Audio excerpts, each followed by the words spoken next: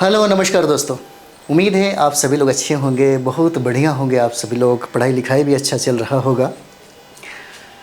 तो अभी हम लोग प्रारंभ करने वाले हैं करंट अफेयर्स, और करंट अफेयर्स की जो सेशन है लगातार जनवरी से लेकर के हम लोग अभी वर्तमान में अगस्त 2024 तक देखने वाले हैं। चलिए तो हम लोग शुरुआत करते हैं। अभी बहुत प्रश्न है, प्रश्नों का भी संग्रह बहुत ज़्यादा है और 70 बीपीएससी को लेकर के हम लोग टारगेट भी कर रहे हैं इसको। तो 70 बीपीएससी 30 सितंबर को होगा या नहीं होगा वो बाद में सरकार मतलब समझिए कि आयोग डिसाइड करेगी। लेकिन आपको ये सोच के चलना है कि हमको 30 सितंबर के पहले सब चीज़ें कंप्लीट कर लेना है। जितने भी आपके सब्जेक्ट है और करंट अफेयर्स है उसकी तैयारी आपको 30 सितंबर के पहले हो जानी चाहिए। भले अगर डेट बढ़ जाता है तो इसका फ़ायदा आपको एग्ज़ाम में बहुत ज़्यादा मिलेगा। तो चलिए हम लोग प्रारंभ करते हैं। प्रश्न कहता है कि भारतीय अंतर्राष्ट्रीय फिल्म महोत्सव, भारतीय राष्ट्रीय अंतर्राष्ट्रीय फिल्म महोत्सव के नए निदेशक के रूप में किसे नियुक्त किया गया है? नए निदेशक के रूप में किसे नियुक्त किया गया है? इम्पोर्टेंट है, ऐसे प्रश्न पूछे जाते हैं। IFFI यानी कि भारतीय अंतर्राष्ट्रीय फिल्म महोत्सव के नए निदेशक के रूप में किसे नियुक्त किया गया है? ऑप्शन में हम लोग देख सकते हैं शेखर कपूर है, रजनीकांत है, अमिताभ बच्चन और अनिल कपूर है। 4 ऑप्शन है। इसमें हम लोग आंसर की बात करेंगे तो आंसर में हो जाएगा शेखर कपूर। शेखर कपूर को ही भारतीय अंतर्राष्ट्रीय फिल्म महोत्सव के नए निदेशक के रूप में नियुक्ति किया गया है।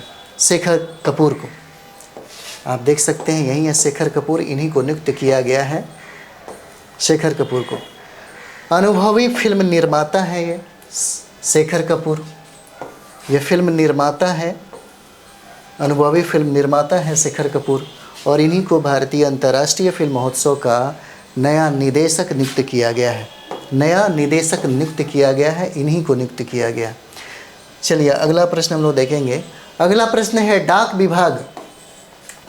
प्रश्न है डाक विभाग किस भारतीय प्रौद्योगिकी संस्थान के साथ सहयोग करके डिजिटल पोस्टल इंडेक्स नंबर नामक पहल को आगे बढ़ा रहा है? प्रश्न एक बार और देखिए, पूछा जा रहा है कि डाक विभाग किस प्रौद्योगिकी संस्थान के साथ सहयोग करके डिजिटल पोस्टल इंडेक्स नंबर नामक पहल को आगे बढ़ा रहा है। इसमें ऑप्शन में आपके 4 दिया गया है। IIT हैदराबाद है, IIT दिल्ली है, IIT कानपुर हो जाएगा, IIT रुड़की है। 4 ऑप्शन में बताना है कि इसमें कौन सा आंसर सही है। तो चलिए हम लोग आंसर की बात करें तो यहाँ पे IIT हैदराबाद इसका आंसर हो जाएगा, और इसी के सहयोग से यह जो पहल है आगे बढ़ाया जा रहा है। डाक विभाग में भारत में एक मानकीकृत जियो कोडेड एड्रेसिंग प्रणाली स्थापित करने की पहल को आगे बढ़ा रहा है, जिसे सार्वजनिक और निजी सेवाओं की नागरिक केंद्रित डिलीवरी के साथ सरलीकृत एड्रेसिंग समाधान सुनिश्चित हो सके, इसलिए हैदराबाद ये काम कर रहा है। चलिए आगे हम लोग बढ़ते हैं। विभाग ने IIT हैदराबाद के साथ मिलकर एक राष्ट्रीय स्तर की एड्रेसिंग ग्रिड आधारित एड्रेसिंग प्रणाली विकसित की है, जिसे डिजिटल पोस्टल इंडेक्स नंबर नाम दिया गया है। चलिए अगला प्रश्न हम लोग यहाँ पे देखेंगे। अगला प्रश्न हो जाएगा कि वित्तीय वर्ष 2024 में बिहार राज्य को मनरेगा फंड का कितना प्रतिशत प्राप्त होगा? वित्तीय वर्ष 2024 में बिहार राज्य को मनरेगा फंड का कितना प्रतिशत प्राप्त होगा? ऑप्शन में यहाँ पे 5% है, 6% है, 7% है, 8% हो जाता है। तो ऑप्शन में हम लोग यहाँ पे देखेंगे 5, 6, 7, 8। आंसर इसका हो जाएगा 6%। आंसर इसका हो जाएगा 6% हो जाता है। चलिए यहाँ पे हम लोग देखते हैं। वित्त वर्ष 2024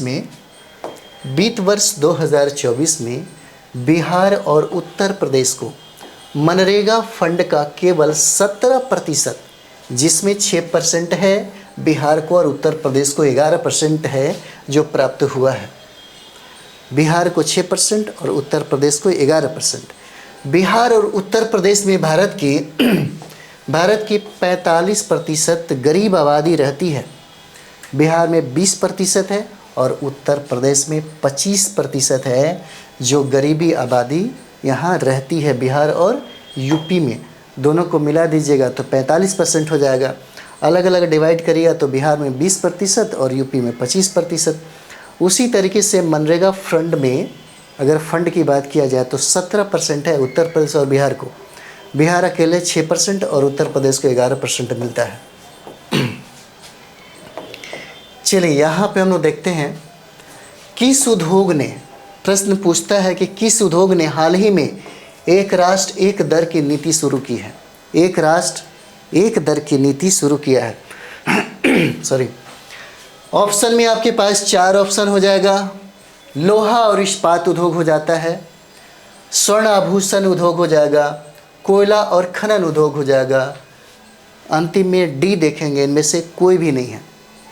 प्रश्न कहता है किस उद्योग ने हाल ही में एक राष्ट्र एक दर की नीति प्रारंभ किया है, शुरुआत किया है।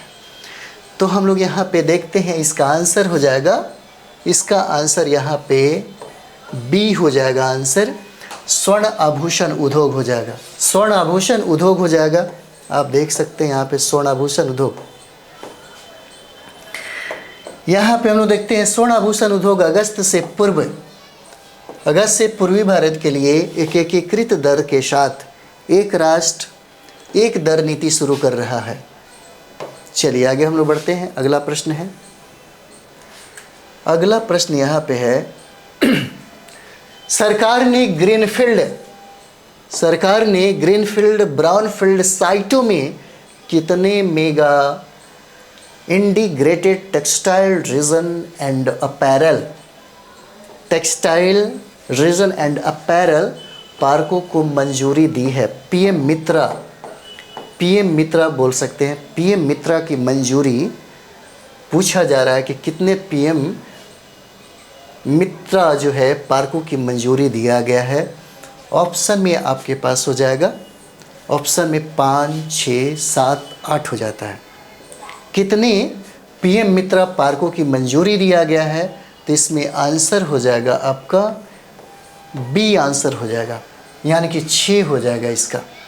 इसका आंसर जो है 6 हो जाएगा।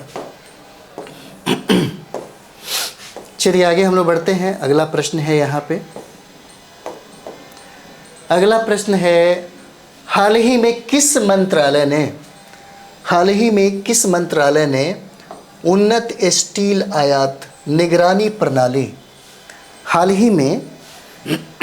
ही में किस मंत्रालय ने उन्नत स्टील आयात निगरानी प्रणाली सिम्स 2.0 लॉन्च किया है। 2.0 लॉन्च की है। तो यहाँ पे देखेंगे 4 ऑप्शन है। संस्कृति मंत्रालय के द्वारा, कोयला और पेट्रोलियम मंत्रालय के द्वारा, इस्पात मंत्रालय के द्वारा, या इनमें से कोई भी नहीं। सॉरी, इनमें से कोई भी नहीं। तो यहाँ पे देखेंगे इसका आंसर हो जाएगा सी, इस्पात मंत्रालय के द्वारा होता है। इसका आंसर सी हो जाएगा, इस्पात मंत्रालय के द्वारा 2.0 को लॉन्च किया गया। चलिए देखते हैं यहाँ पे, इस्पात मंत्रालय ने स्टील आयात निगरानी प्रणाली 2.0 पोर्टल लॉन्च किया है। 2.0 पोर्टल लॉन्च किया है। सिम्स 2.0 में सुगंधित और प्रामाणिक डेटा के लिए एक मजबूत डेटा विशिष्ट प्रणाली हो जाता है ये। चलिए अगला प्रश्न है, राहब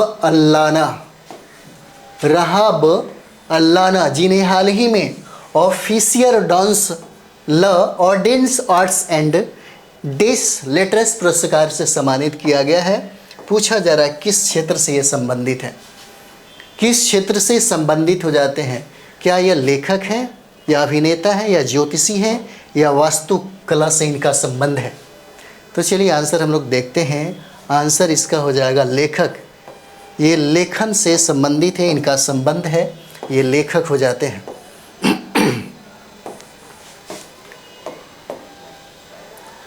क्यूरेटर और लेखक राहब अल्लाना को ऑफिशियल डांस अल ऑड्रेसेंस आर्ट्स एट डेस लेटरेस यानी कि order of arts and letters के अधिकारी के प्रतीक चिन्ह से सम्मानित किया गया है। इसलिए इसका आंसर क्या हो जाएगा? ए हो जाएगा। चलिए अगला प्रश्न देखते हैं। हाल ही में कौन सा देश WTO सदस्यों के बीच एंटी डंपिंग शुल्क लागू करने में अमेरिका के बाद दूसरे स्थान पर रहा है? अमेरिका के बाद दूसरे स्थान पर रहा है, वो कौन सा देश है? हाल ही में कौन सा देश WTO सदस्यों के बीच एंटी डंपिंग शुल्क लागू करने में अमेरिका के बाद दूसरे स्थान पर रहा है? ऑप्शन में आपके पास हो जाएगा भारत है, बेल्जियम है, चीन और जापान हो जाएगा। तो चलिए हम लोग आंसर देखते हैं। बहुत इंपॉर्टेंट है, पूछा जा सकता है। इसका आंसर ए हो जाएगा भारत। भारत अमेरिका के बाद दूसरे स्थान पर रहा है, भारत इसका आंसर हो जाएगा। चलिए अगला प्रश्न देखते हैं हम लोग। अगला प्रश्न है, हाल ही में प्रधानमंत्री नरेंद्र मोदी ने किस राज्य या केंद्र शासित प्रदेश में सिंकुला सुरंग के निर्माण की पहल की है? सुरंग है जिसका नाम है सिंकुला सुरंग, निर्माण की पहल किया गया है। किस राज्य में या किस केंद्र शासित प्रदेश में है? चलिए यहाँ पे देखते हैं। जम्मू कश्मीर हो जाएगा, हिमाचल प्रदेश, उत्तराखंड और लद्दाख हो जाता है। इसका आंसर क्या हो जाएगा? तो इसका आंसर हो जाए, इसका आंसर लद्दाख हो जाता है। इसका आंसर जो है ये लद्दाख हो जाएगा।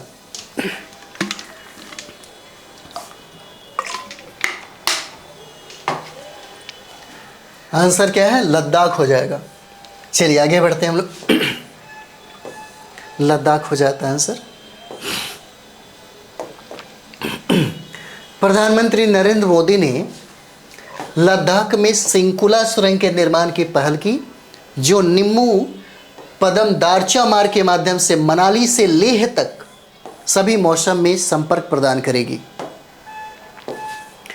चलिए अगला प्रश्न हम लोग देखेंगे। यहाँ पे अगला प्रश्न है कि किस देश ने 9वां महिला एशिया क्रिकेट कप जीता है? किस देश ने 9वां महिला एशिया क्रिकेट कप जीता है? ऑप्शन हो जाएगा भारत, श्रीलंका, पाकिस्तान और बांग्लादेश। इसमें आंसर हम लोग देखें तो आंसर इसका हो जाएगा श्रीलंका। इसका आंसर बी हो जाता है, श्रीलंका। श्रीलंका ने ही 9वां महिला एशिया क्रिकेट कप जो है ये जीता है। श्रीलंका ने 9वें महिला क्रिकेट एशिया कप के फाइनल में भारत को 8 गेंद शेष रहते हुए 8 विकेट से हराकर अपना पहला महिला क्रिकेट एशिया कप जीता।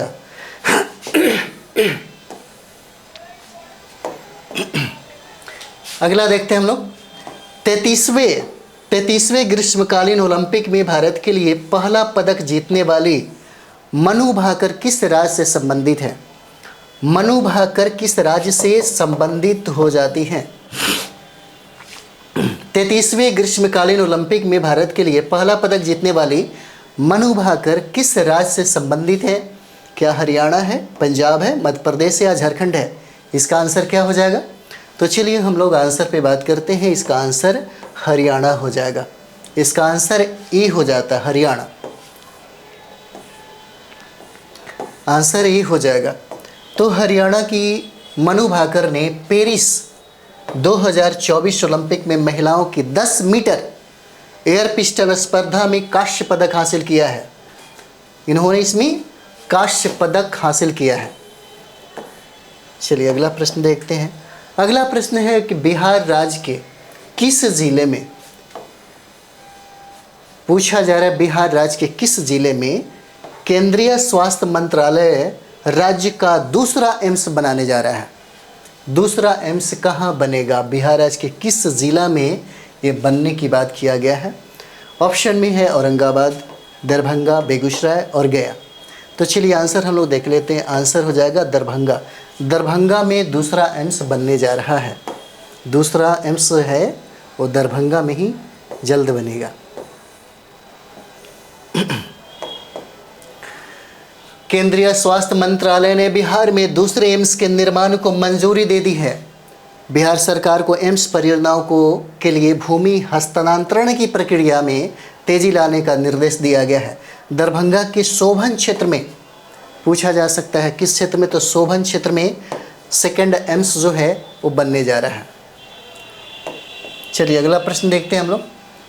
टेक सखी जिसे राष्ट्रीय सामुदायिक रेडियो पुरस्कारों की विषयगत श्रेणी में प्रथम पुरस्कार किस राज्य से संबंधित है।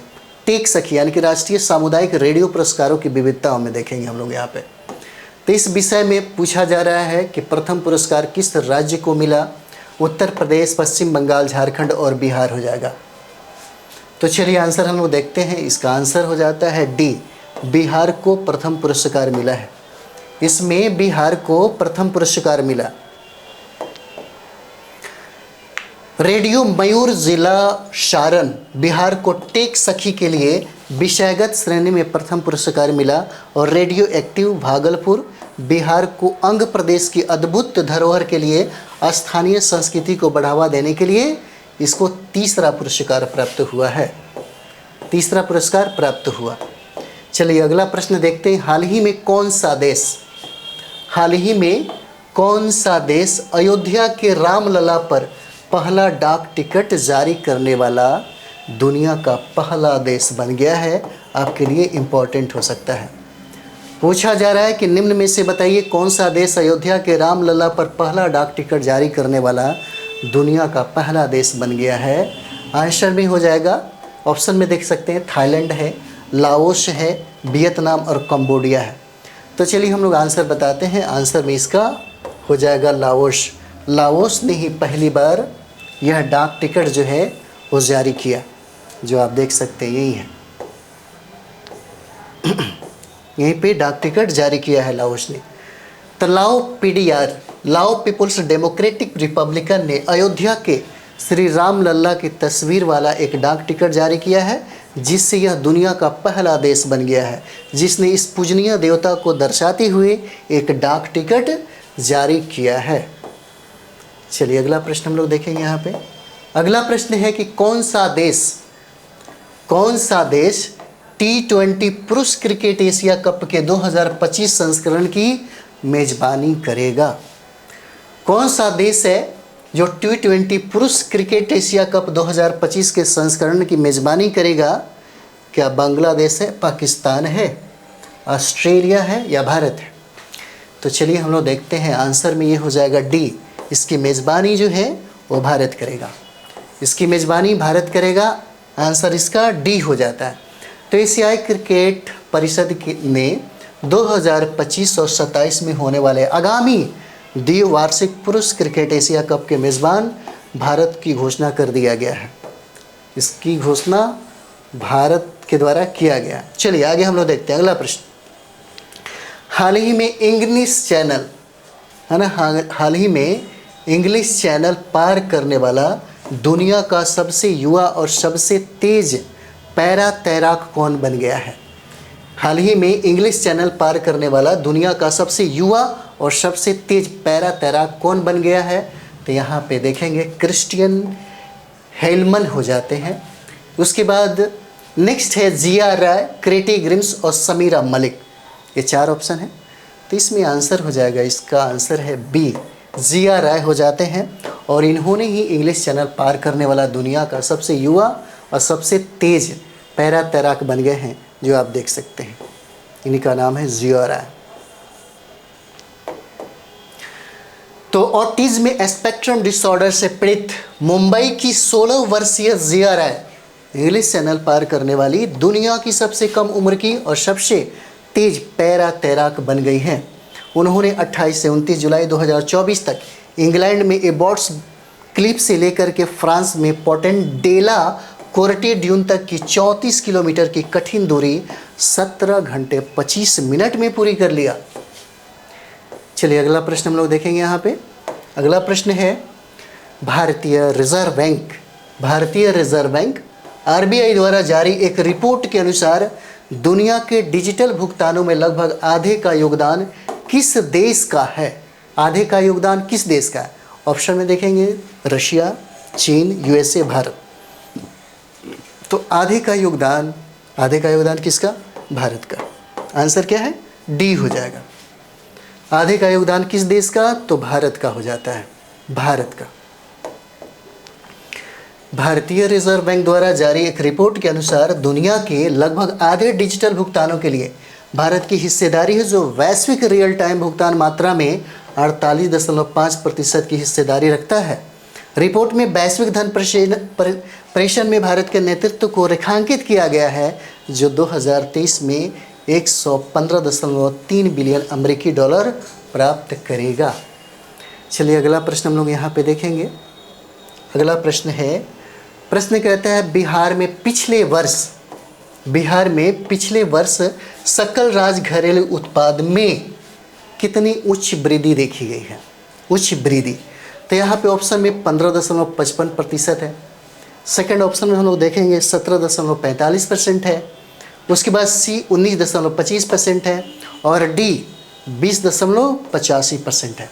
पूछा जा रहा है बिहार में पिछले वर्ष सकल राज घरेलू उत्पाद जीएसडीपी में कितने परसेंट की उच्च वृद्धि देखी गई है? तो इसका आंसर क्या हो जाएगा? डी हो जाता है। इसका आंसर डी 20.85% हो जाएगा। 20.85% हो जाता है इसमें, 20.85% है। वित्तीय वर्ष 2022-23 के लिए बिहार की राज्य लेखा परीक्षा रिपोर्ट के अनुसार तुलना में 15.55% की दर से राज घरेलू बढ़ते राजकोषीय तनाव की चुनौतियों पर प्रकाश डाला है। चलिए इसका आंसर हो जाएगा 15.55% हो जाएगा इसका आंसर। सॉरी, किधर गया? हाँ, इसका आंसर हो जाएगा 15.55% हो जाता है। तो चलिए हम लोग नेक्स्ट वीडियो में मिलते हैं। अभी बहुत सारे प्रश्न हैं, बहुत सारे प्रश्न भी बाकी हैं।